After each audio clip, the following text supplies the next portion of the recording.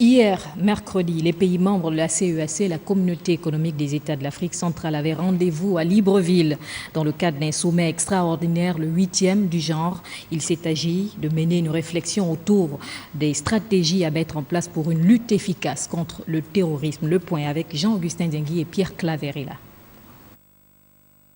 Les actions terroristes perpétrées par le groupe Boko Haram au Cameroun et au Tchad, la recrudescence des troubles en Centrafrique, mais aussi la situation des violences pré- et post-électorales dans plusieurs pays de la CEAC, la Communauté économique des États de l'Afrique centrale, de plus en plus inquiétant, et c'est dans cette optique que se tient cette session extraordinaire de la conférence des chefs d'État et de gouvernement placée sous l'égide du chef de l'État Ali Bongo Ondimba, président d'exercice de la CEAC.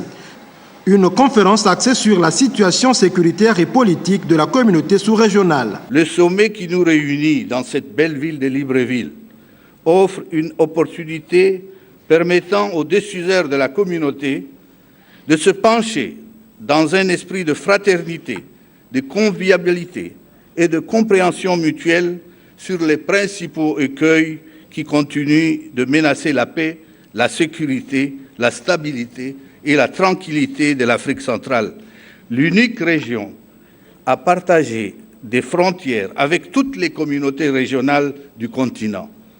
C'est dire combien les problèmes d'ailleurs peuvent affecter inexorablement l'Afrique centrale de par son positionnement au cœur du continent africain. Si la sous-région peut se féliciter de certaines actions positives en faveur de la paix, il n'en demeure pas moins que beaucoup reste à faire. Les attaques terroristes sont reculées en Afrique centrale grâce aux efforts, y compris militaires, déployés par la sous-région pour lutter contre les groupes armés, le terrorisme et d'autres formes d'extrémisme violent.